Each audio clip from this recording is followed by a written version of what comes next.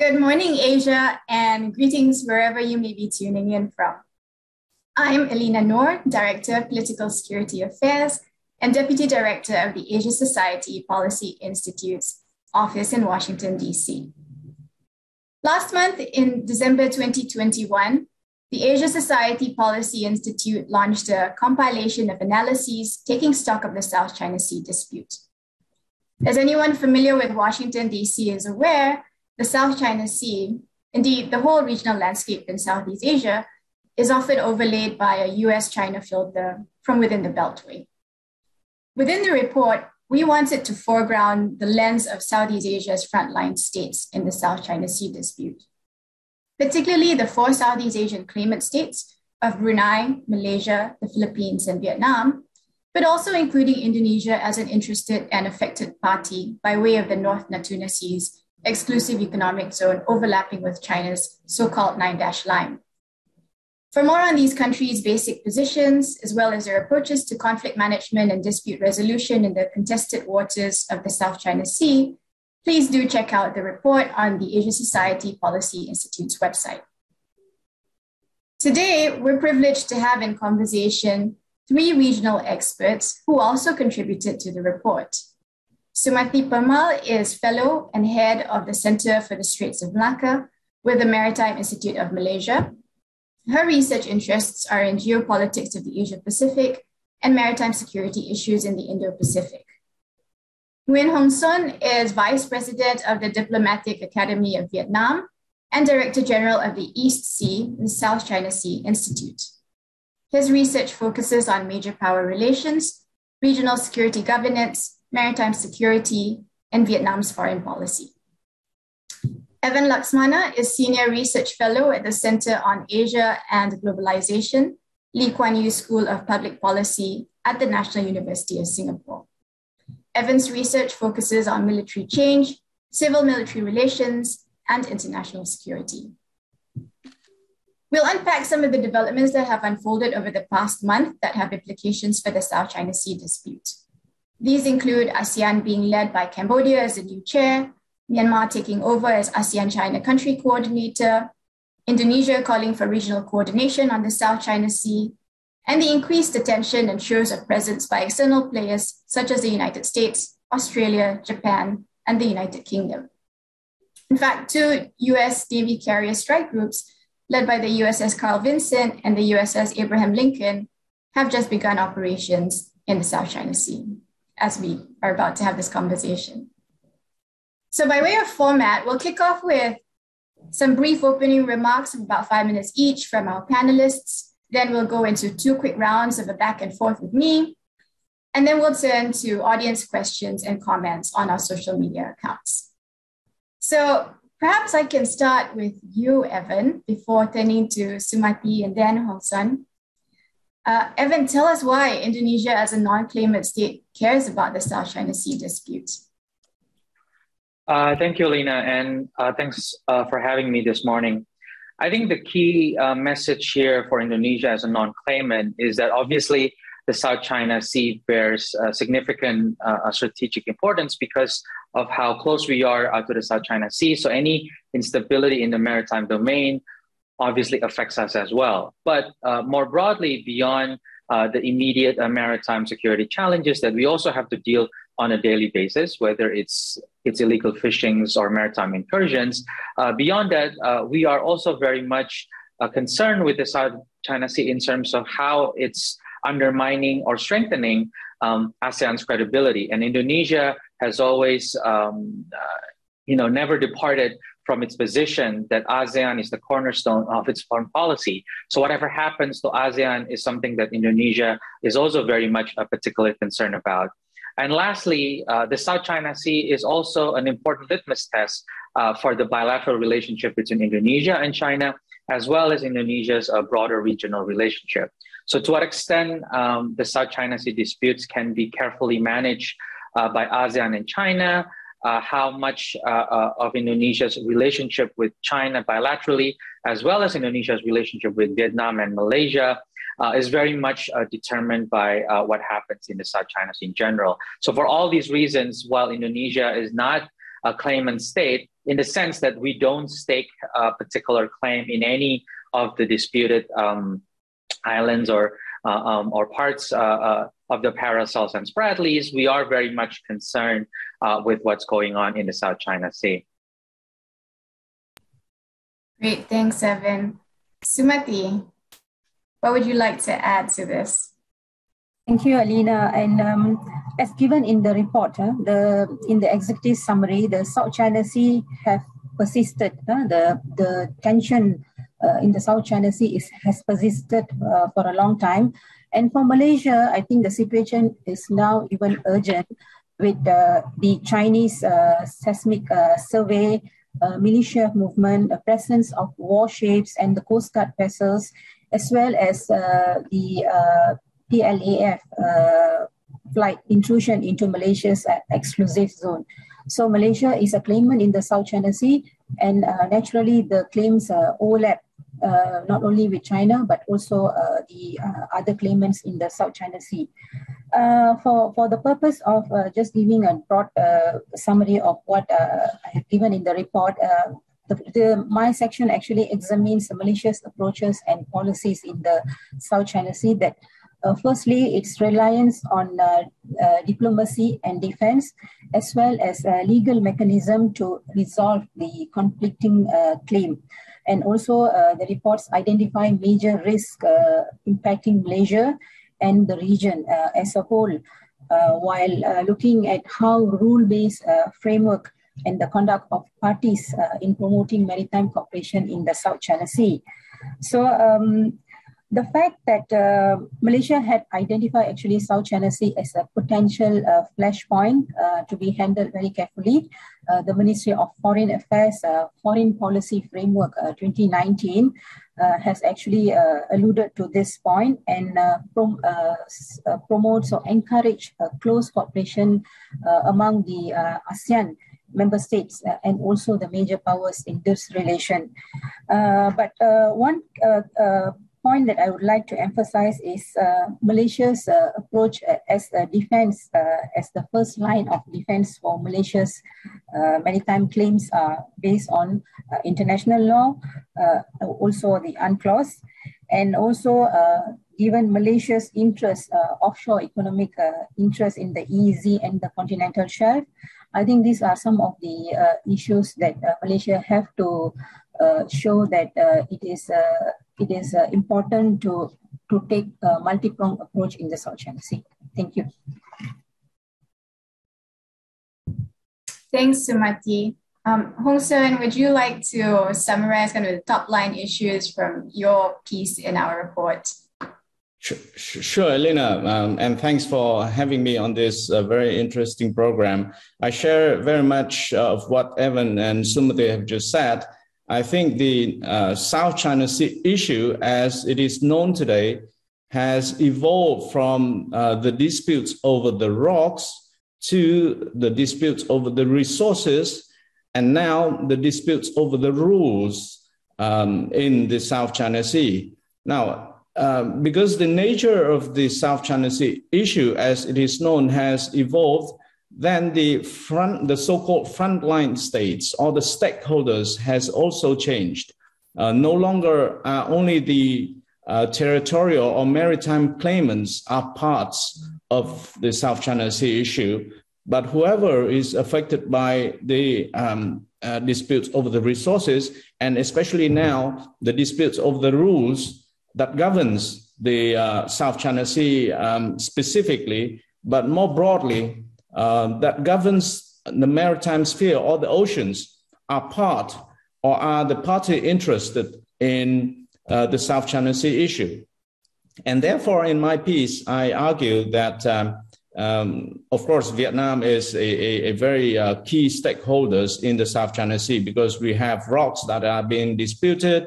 We are involved in the resources disputes, but we also want to make sure that the rules that governs the South China Sea are in line with international rules, especially UNCLOS.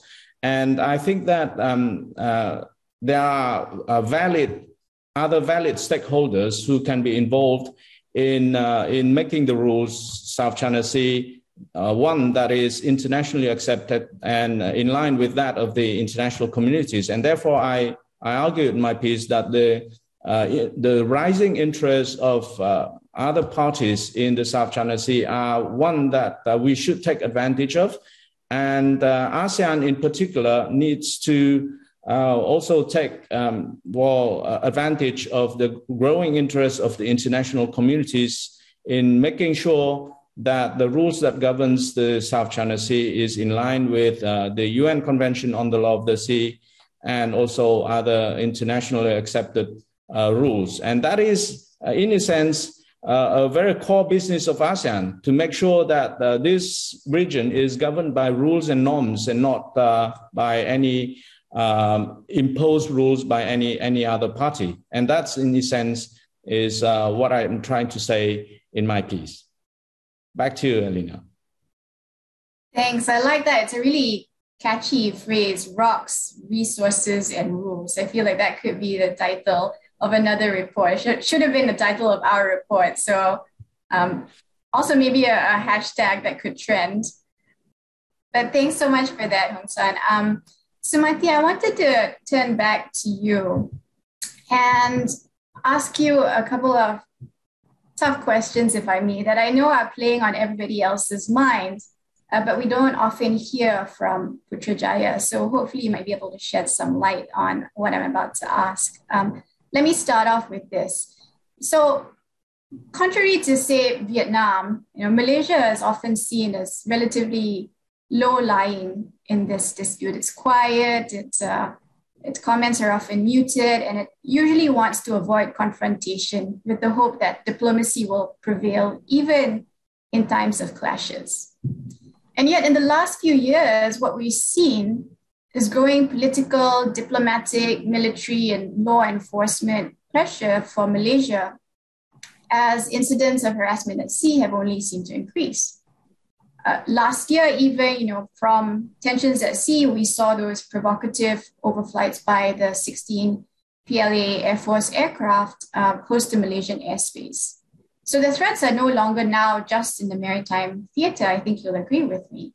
So will Malaysia continue to be under the radar in its responses if these challenges continue to build? I think Malaysia is no longer a low-lying party to the dispute. So as you mentioned, I think we have been very active. Not only now, I think even when the countries were negotiating the declaration of conduct of parties, I think Malaysia played an important role. And also Malaysia have consistently, very actively working on the COC document as well. One thing for sure is Malaysia is actively pursuing its interest to safeguard its sovereign interests and protect the features it claims. However, I do agree Malaysia is consistent in its approach to avoid confrontation. So even though we have high-level fishing intrusion and military and law enforcement presence in our EEZ, I think the response has been, the first response has been to resolve it diplomatically.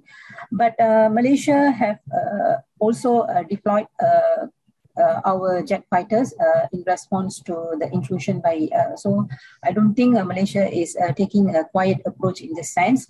Very recently, our foreign minister also spoke about the possible change of Chinese attitude or Chinese voice on the South China Sea, who have, slowly taking a low key on the 9-line, but making more focus or pressing on the four Shahs, the Dongsha, Nansha, Zongsha, and the Zisha Islands concept. And he also alluded that both, whether it's 9-line or the 4 Shahs, it's still problematic and it is going to be complex. So I would summarize to say that the normal view that Malaysia have been very quiet in its approach is no longer applicable, especially on the South China Sea. And I think Malaysia is taking multi-pronged approach, defense diplomacy, legal efforts, as well as law enforcement, and also engaging China and also other claimants, including the non-claimants in the South China Sea. Thank you. Thanks. Hung Son, if I can turn to you. I mean, I just pointed out that Malaysia's approach is in contrast to Vietnam's. Vietnam has obviously not shied away from confrontation in the South China Sea. And you mentioned some reasons for this in your paper, including domestic and diaspora expectations, as well as Vietnam's historical relations with China, of course. Does Vietnam's forward-leaning stance on the South China Sea issue box in Hanoi's policy options? Are there possibilities for off-ramping these tensions? Well, I would say this. The South China Sea topic, I would say, is a lot more nationalistic in among the Vietnamese compared to other Southeast Asian counterparts. And there are several reasons for this. First, there are no other ASEAN countries that share both maritime border and land border with China compared to Vietnam. And therefore, the level of sensitivity of anything in relations to border disputes with China is magnified a lot more in Vietnam. Secondly, I would say there are no other ASEAN countries that had this historical depth of interactions with China, the way that Vietnam had, the number of invasions by China into Vietnam, and the number of times that Vietnam had to defend its sovereignty against China's invasion is very deeply in the mind of the Vietnamese people, to the extent that every Vietnamese is taught about that identity building the Vietnamese had to endure over the past relationship with China. And therefore, this is very deep into their mind also when it comes to the South China Sea. Therefore, I think it's all very natural that when it comes to disputes in the South China Sea, Vietnam is very sensitive. Vietnam is very vocal and very upfront in defending its sovereignty. But to describe that it's very confrontational towards China, I think it's not quite accurate, because Vietnam, although it is very active, very vocal, and very forefront in defending its sovereign rights, I think the primary tool and primary approach of Hanoi's approach is still diplomacy and the legalistic. And Vietnam and Hanoi in particular still places plenty of emphasis on ASEAN and other multilateralism, such as the UN as a basis or as a foundation for its diplomatic approach to resolve the South China Sea issue. So is this approach boxed in Vietnam's policy option? I think not necessarily so.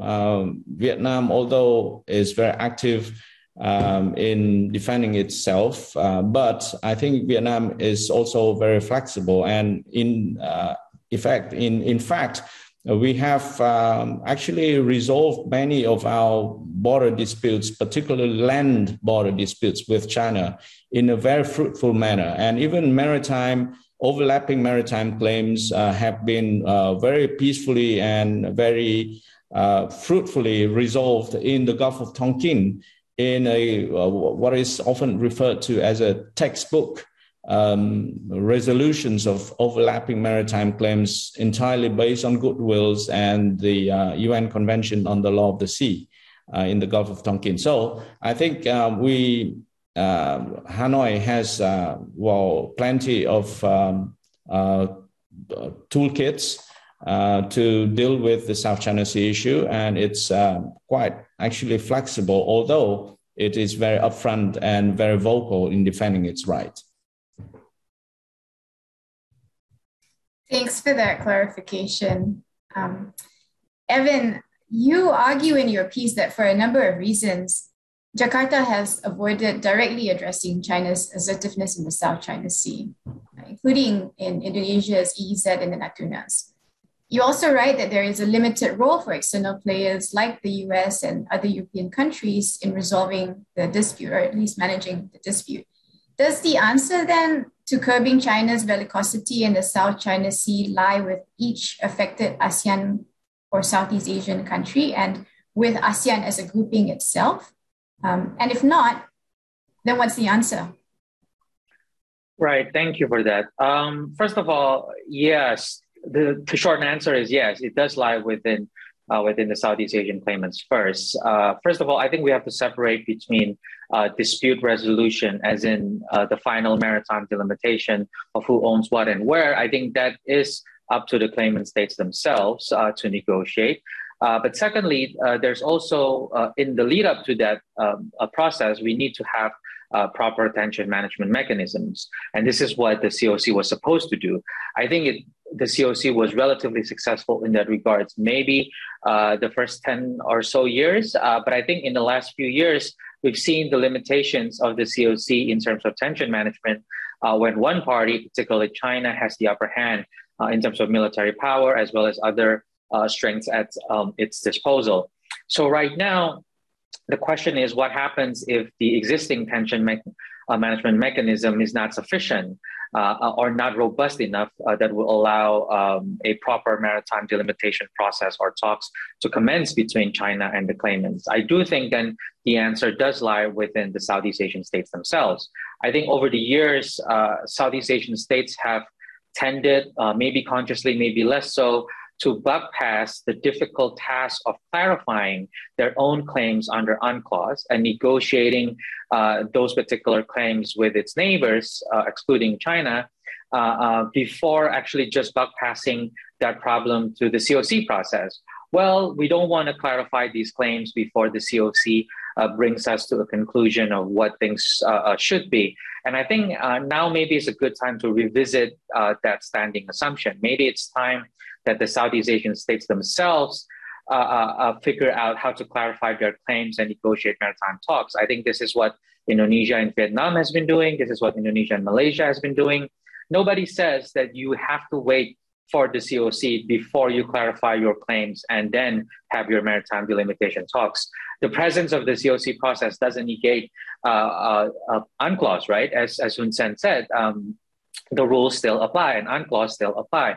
So for me, if we are waiting for the COC to provide a robust enough tension management mechanism before we engage in maritime delimitation talks and clarifying of claims among the Southeast Asian claimants, we might be at a severe strategic disadvantage in the meantime. So for me, the difficult task now lies within the respective governments in Southeast Asia, the claimants in particular, to clarify their claims under UNCLOS and start their own maritime delimitation talks, regardless of what happens with the COC process. Thank you. Well, we'll wait to see whether your advice is taken in the next few months. Sumathy, let me turn back to you and follow up on this question about external players. Malaysia has preferred to distance itself from the, let's say, embrace of the United States and its partners in the South China Sea dispute. Putrajaya has also voiced concern about growing militarization in the area, and without naming names, that charge has seemed to apply to both China and the US and all the other major powers showing presence and showing force in the South China Sea. Is this a significant policy difference between how Malaysia and the United States think the dispute should be handled? Or is it simply a matter of more effective communication that's needed between both parties? Yes, of course, there is a significant difference between how the US and Malaysia view the South China Sea dispute and also the management of the dispute itself. Primarily because of different priorities of both governments, such as the location, the proximity of the features of both governments, also the jurisdictional issues, As well as I think the more important issue here is the value it holds to Malaysia and US differently. Malaysia's relation with China is broader and encompassing economic interests and also social, cultural, and also historical bilateral relationship and so on. But at the moment, whereas US and China's interests are based on competition and the background of is premised on great power rivalry. So there is a striking difference between how the US views the dispute should be managed and Malaysia, how Malaysia is approaching the subject. And another key element is Malaysia is party to UNCLOS, whereas the US is not a signatory to UNCLOS. So I think that also makes a big difference because although, as you mentioned, as we discussed earlier, Malaysia is not opposing to freedom of navigation, but the way that the US conducts freedom of navigation could be, the interpretation of in entirety may be slightly different from what China and other states views freedom of navigation. So here, I think, but there are also similarities between how US and Malaysia views the situation, especially in relation to rule of law. And also both Malaysia and US are against cohesion and also cohesion especially on smaller scale. So the South China Sea is a strategic theater for the US, whereas for Malaysia, it's indirectly affecting our claims and also our relation as far as the oil exploration is concerned, the living and non-living resources in the South China Sea. So I think that is the major differences.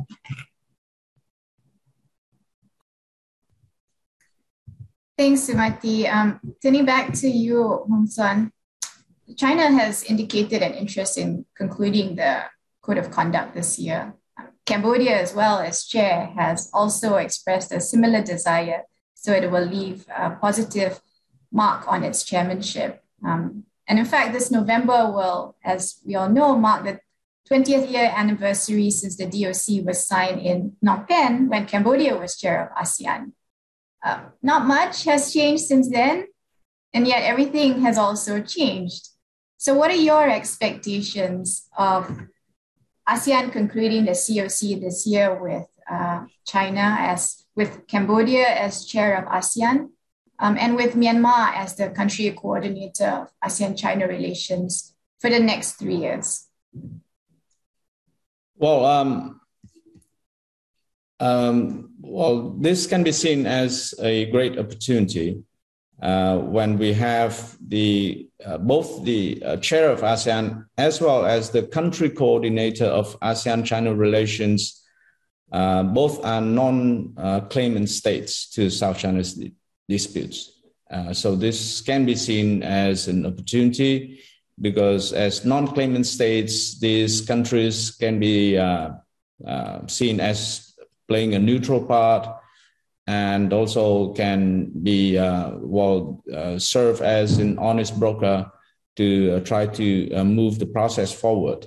Cambodia in particular has all the reasons to try to strike a goal in this particular era in their chairmanship, making up for what they were not able to achieve the last time.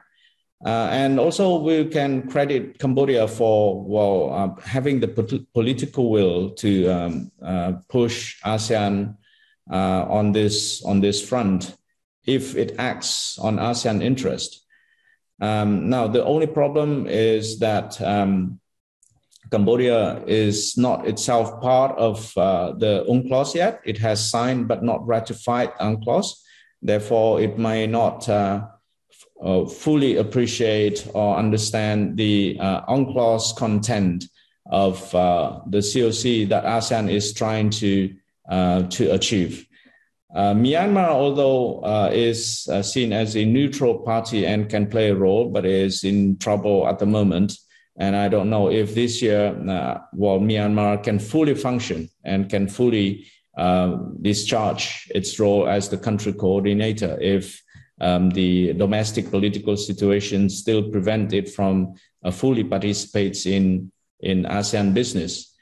On the other hand, ASEAN is also in no rush to have a code of conduct concluded this year at any price. We have experienced a not less than perfect declarations of conduct on the South China Sea, which is a DOC. We do not want, ASEAN doesn't seem to want a less than perfect code of conduct, or just a code of conduct in its form, but not in its substance. ASEAN is patient enough to wait until it can achieve a substantive and effective code of conduct. And therefore, although ASEAN will not waste the opportunity to try to make progress on the code of conduct under Cambodia's chairmanship, I don't think ASEAN is in the rush to conclude it at any price this year. So we'll hope that ASEAN can achieve some substantive progress this year. But if it is not achieved this year, next year under Indonesia's chairmanship is also a great opportunities for ASEAN to make progress and also to arrive or to conclude the code of conduct also. If not this year, then possibly next year. Indonesia has its plate full this year with G20 and T20, and there's a lot of domestic excitement about Nusantara being the new capital of Indonesia. But Evan, despite all this busyness that's going on with Jakarta, Indonesia has once again managed to innovate a new approach, or maybe not so new, but it's called for a February meeting of the 4 Southeast Asian claimant states, as well as Singapore, to coordinate an approach to what was reported in the press as disturbances in the South China Sea. So what should we expect from this meeting next month, in a few days' time, I guess, since we're at the end of January? And will this meeting cause more friction within ASEAN, since it excludes Cambodia as ASEAN chair, Myanmar as the country coordinator of ASEAN-China relations? It also excludes Laos and Thailand. So what of ASEAN unity? Thank you for that. I think there's 2 separate issues here. One is the format itself, which is going to be spearheaded by maritime law enforcement agencies, particularly the Coast Guard. And the other one in terms of how this particular meeting may or may not spill over into the broader South China Sea dispute resolution or tension management mechanisms. On the second part, I'm less optimistic, I guess, mainly because the process that ASEAN's diplomatic community has committed to remains the COC. So far, we haven't seen anything else on the table in terms of the management of tension. That said, there are, I think, areas of cooperation where maritime law enforcement agencies in Southeast Asia can take the lead to reduce potential misunderstandings or accidents or incidents at sea that can happen separate from the COC process. And within this context, the idea was actually not designed to be an exclusionary idea of just 5 or 6 countries, but this idea was part of a longer conversation we've been having over the last several years to establish an ASEAN a maritime law enforcement and Coast Guard forum. So there is a bigger fish to fry, so to speak, which is the goal is not just to have these 5 or 6 countries, but the goal is to eventually have the ASEAN Coast Guard Forum established and initiated. It hasn't been easy. I think, as Nguyen Son mentioned, sometimes Cambodia cannot appreciate the full extent of the essence of UNCLOS. Sometimes other members are not very convinced that an ASEAN agenda has to be maritime-centric and therefore at the expense of the mainland Southeast Asian countries. So it hasn't been easy. But the ASEAN Coast Guard Forum idea remains on the table. And I think this is one effort that Indonesia is trying to jumpstart the process again. I think before the pandemic, there were discussions about potentially announcing the ASEAN Coast Guard Forum, I think late 2020 or maybe even mid 2021. But of course, the pandemic postponed all of that plan. So I wouldn't look at the idea as just an exclusionary Coast Guard meeting between 5 or 6 countries, but this is the beginning of a bigger step, which is to eventually have an ASEAN Coast Guard Forum of some kind, which I think is important because, as you pointed out, and as all the speakers pointed out, the interaction between maritime law enforcement is, in essence, a key flashpoint in the South China Sea as well. So taking a lead in this conversation on how to, I don't want to say to the point of regulating, but at least finding common areas of convergence in terms of managing behavior at sea, operational conduct, cooperation, coordinated patrols. These are the things that we need more of, not less. Thanks. So hopefully it'll be a good first step. Sumathy, you in your chapter on Malaysia wrote about some of the disconcerting developments related to the Coast Guard, and particularly Chinese Coast Guard law. And I wonder if you might have any comments on or expectations about this February meeting that Evan was just outlining, and whether you see it as a positive first step to maybe helping clarify positions within the ASEAN states before returning to the table to negotiate a more effective COC or coming up with a different approach to handling some of these tensions out at sea. Yeah, I do think that the next month meeting and also focusing on law enforcement is very important, primarily because of we have a claimant, the biggest claimant, Chinese Coast Guard, having some, announcing new laws of the Coast Guard new laws, and some of the details of the law would definitely be a challenge to other law enforcement agency in the vicinity. For example, China is given the Coast Guard is given the authority to fire, for example, on any other law enforcement that deemed to be imposing a challenge to Chinese area, and Chinese area in that description is referring to the entire 9-line. So which will definitely involve the features or the operating areas of other, including Malaysia. So here it is important that the Coast Guards of Southeast Asia and also China, and perhaps the Coast Guard of other non-claimants, to sit together and thrash out what are the anticipated problem, and taking the best practices of other Coast Guards, especially on the items like firing, the types of weapons will be used, and so on. So I look forward. In fact, that is one of the recommendations I made in my final chapter, that I said that CBM and especially the Coast Guard Forum is very important and pressing issues for China and also the claimants. Thank you. Hung Son, you mentioned that ASEAN is not in a rush to conclude a COC just for the sake of concluding a COC. And yet the number of incidents of harassment at sea have increased.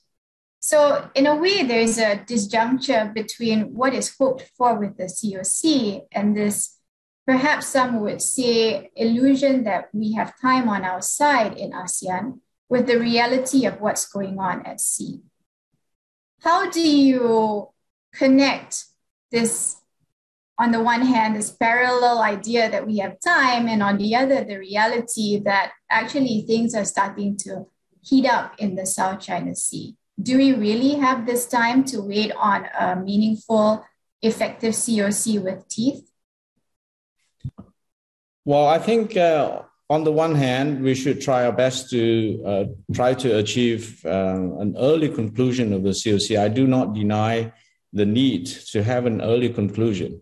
But on the other hand, we also need a quality code of conduct, one that is really going to be effective in managing incidences and preventing incidences on the South China Sea, and not one that is just going to be effective, or not one just going to be on the paper and without full observance by the forces on the ground.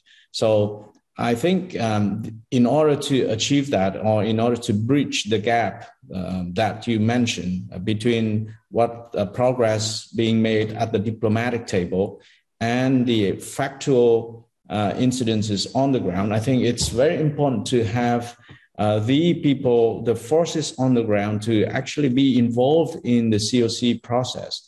And that is the Coast Guards, that is the fishery monitoring agencies, that is even the organizations representing the fishermen and other stakeholders that are actually on the ground. Are they involved in the COC negotiation process? Are their interests, are their views being listened to or taken into account into the COC negotiation progress? I doubt that is the case. And I doubt we have that full involvement of those stakeholders in the process. Unless and until we have all of them on board, then we are not going to have a code of conduct that is going to be fully implementable and fully effective. And therefore, I think forums such as the Coast Guards Forum, or the interactions between the Coast Guards now within ASEAN, but also can be expanded to include other stakeholders in the region, for example, that of China, is going to be necessary in order to arrive at the full understanding and a actual code of conduct or code of behavior between those forces, which is the key to maintaining an incident-free South China Sea. Yeah, I think you brought up a really important point there, Hung Son, about the involvement of people who are actually affected by the dispute. And it's not just a dispute among states, it involves the fisherfolk as well. And I want to pose the same question to both Sumathy and Evan. There is the idea, especially in Malaysia, that the South China Sea dispute and its discussions are really the preserve of the policy elite. But more and more, we hear the gripings of the actual fisher folks who are having their livelihoods affected by the dispute at sea. Do you see, Sumathy, in Malaysia, more of an effort to get the voices of these people who depend on their livelihoods or what's going on at sea? Do they have voices in the policy-making sphere? And to you, Evan, similar question, is there outreach to the fisherfolk to determine where their position should be in kind of the larger strategic policy-making decisions that Jakarta makes with regard to the South China Sea and IUU fishing? So perhaps I can start with Sumathy and then I'll turn to Evan.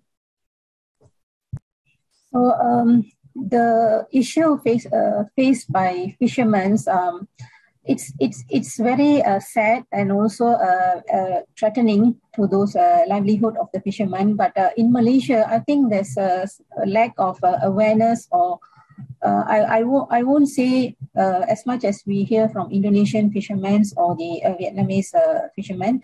There are one or two reported cases or reporting in the newspaper of the coast of Sarawak of fishermen having problem to deal with huge Chinese militia vessels, and also not only Chinese vessels. The larger problem for Malaysia's fishermen is also the illegal fishing vessels from Vietnam. So I think, but not really from the fishermen, but our law enforcement have also faced similar issues. And but these are being discussed at the policy level. But I think there is a need to engage more the fishermen fishing community in the South China Sea to hear what are the actual issues, whether their livelihood has been really taken by other intruders, or whether they have any alternate options to deal with the depleting fishing resource for us in Malaysia. So I think a lot of engagement is needed, and as at this time, I think there is a lack of awareness, and also, we have not really engaged the fishing community, but it is important to do so. Evan. Yeah, thank you. Are they involved, the local stakeholders? Yes, they are, but for not the reasons that we would like to.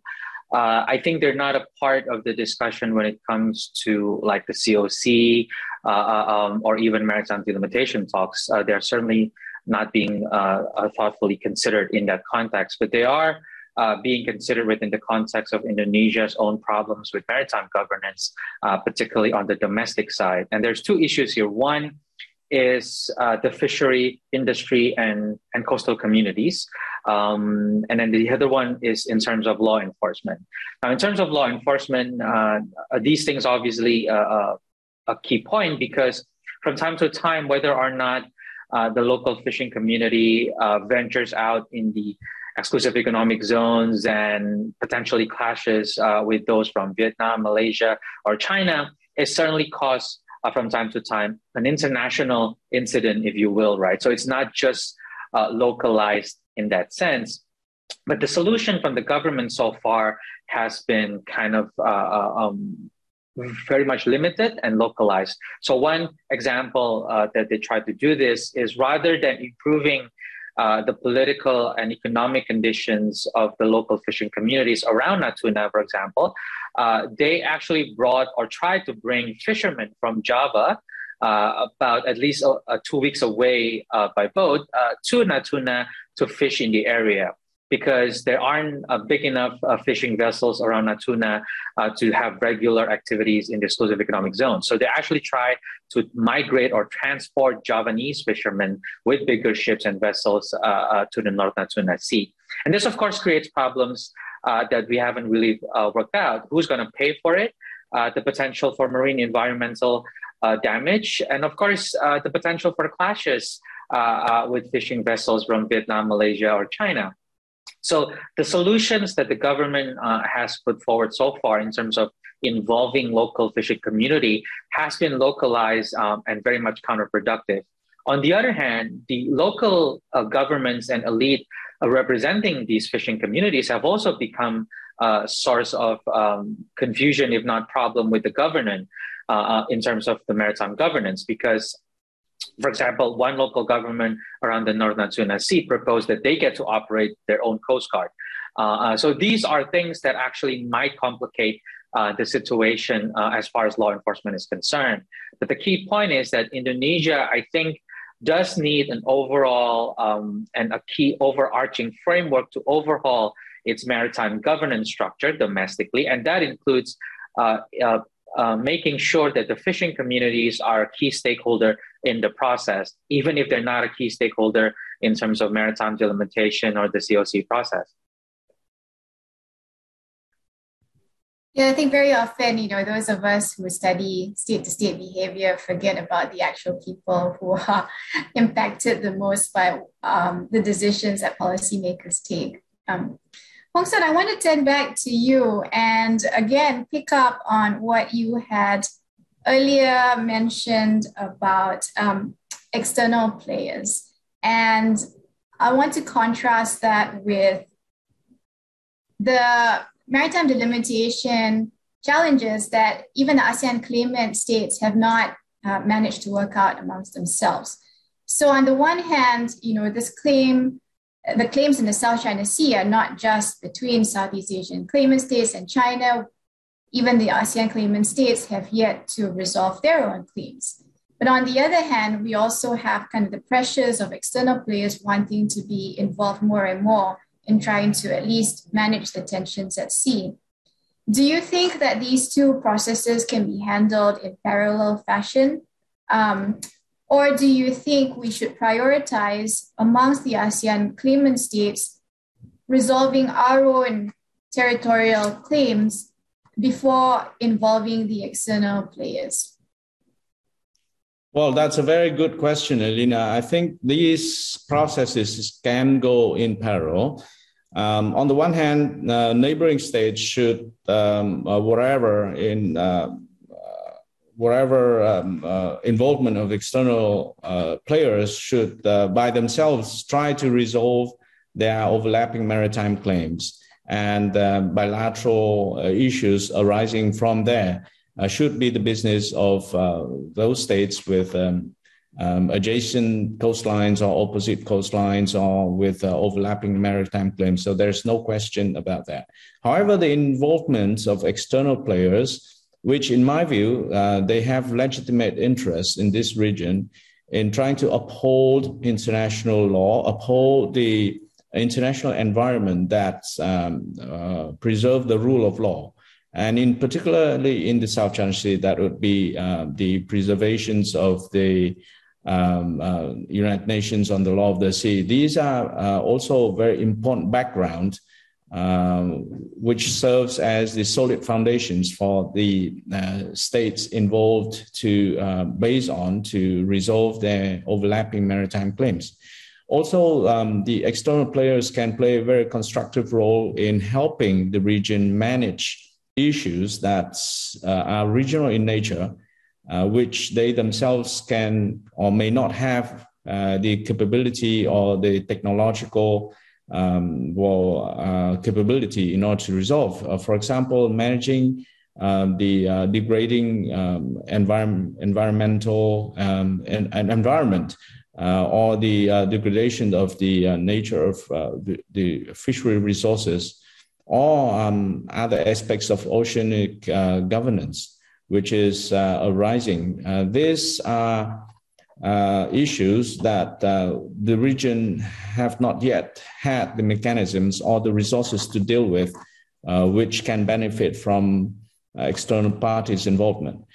So in other words, I think the roles of countries like Japan, India, Australia, the European Union's nations can be beneficiary not to intervene into the bilateral processes of resolving maritime claims in the region, but trying to consolidate the legal foundations for those processes to happen, and also to provide the technical assistance to the countries in the region to manage regional problems in order to create the kind of favorable environment for a peaceful management and resolutions of the overlapping maritime claims.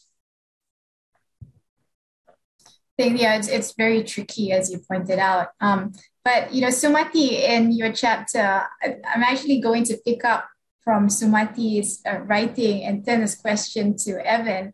Sumathy was very upbeat about ASEAN's Indo-Pacific outlook and in helping to manage some of the tensions at sea.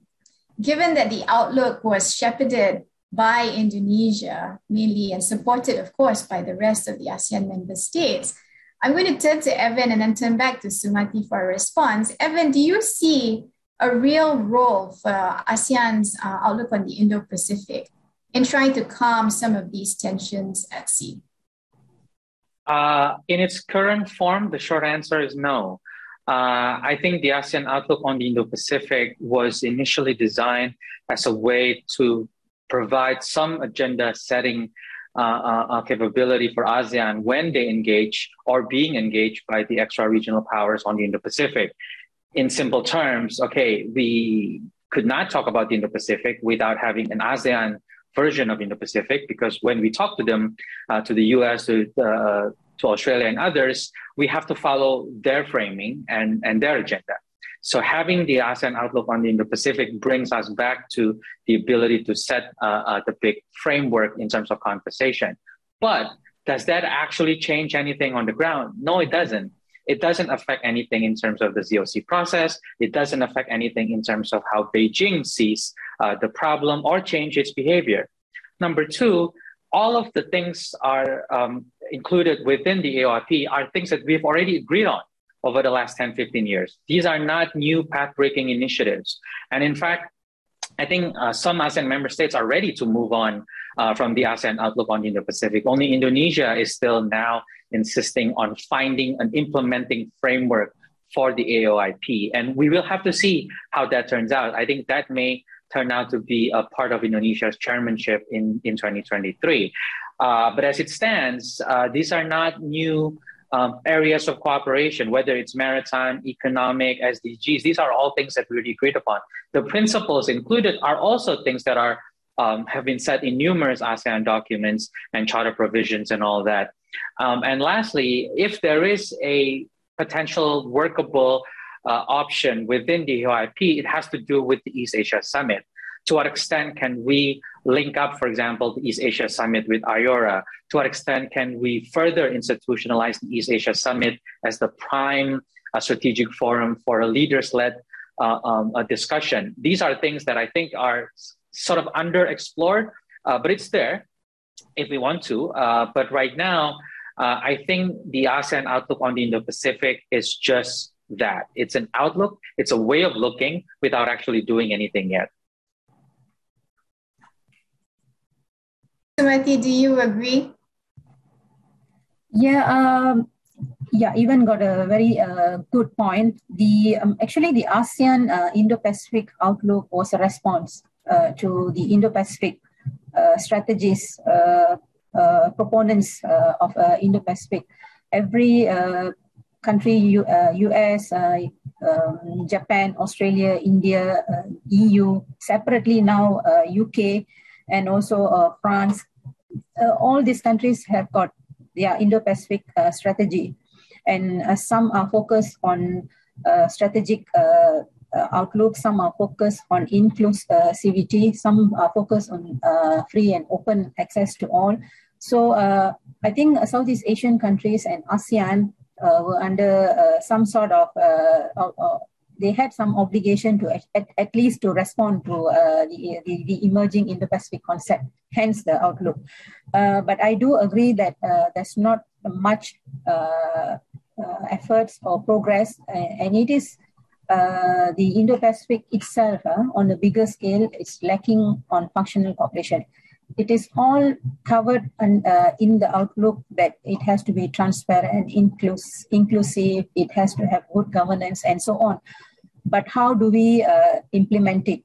Like Ivan said, we have all this under ASEAN-China's bilateral relation under AMF, ARF and so on. But things have gone from bad to worse on the ground. You know, the increase in military activities and, fishing issues. So now the question is whether the Indo-Pacific concept or the Indo-Pacific framework can support ASEAN or Southeast Asia to be stable and peaceful. Hence, we need to discuss this further. Thanks, Sumathy.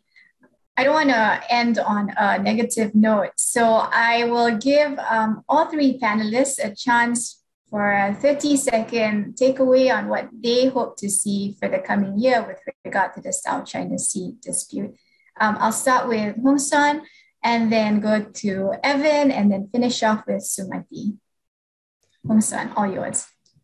Well, I will follow up on the point of the Indo-Pacific. All of the vision of the Indo-Pacific presented by key players out there point to ASEAN centrality, point to the role of ASEAN as a very important stakeholder of the Indo-Pacific. And therefore, I think in the year to come, I hope ASEAN is going to regain its centrality on the South China Sea issue as the key manager of the South China Sea. And it's going to inject itself by having a very clear, very consistent position articulated on matters pertaining to the South China Sea, and to take charge of the COC negotiating process and make progress on it.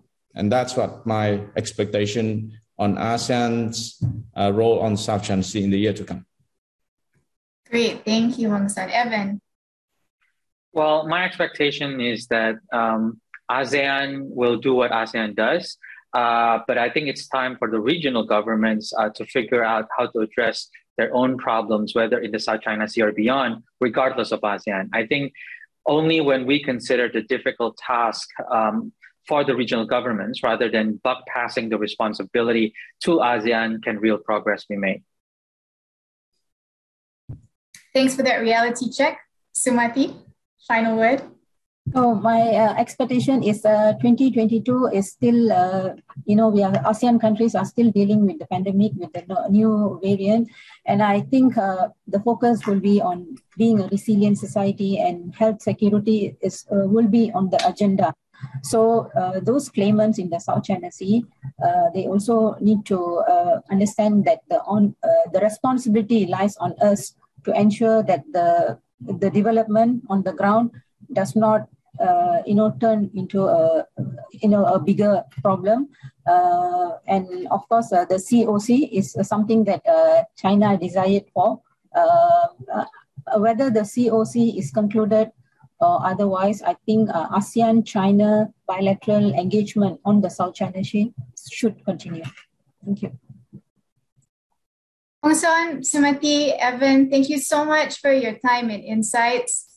And to the audience, thank you for tuning in.